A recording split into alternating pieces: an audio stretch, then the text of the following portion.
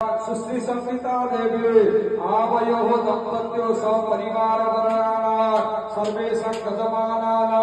स्व अभीष्ट सिद्धि पूर्वक स्व इष्टदेव श्री श्री साईनाथस्य चरणारविंद प्राप्तये द्विदिवसात्मकः साईदेवात्मक शैवमख कर्मणे पुण्याहुति कर्मारम्भ क्रियते तथा कालकालग्रह नक्षत्राणामस्तु सर्वेर्वङ्गः स्वप्नरूपेण एकादशस्था फलदावतो सुभङ्गवतो सुभङ्गवतो सुभङ्गवतो ॐ बुद्धानदविद्य मन्त्रस्य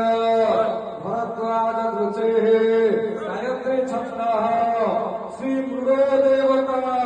पूर्णाहुति समय यज्ञ कुंडे दानिक दाने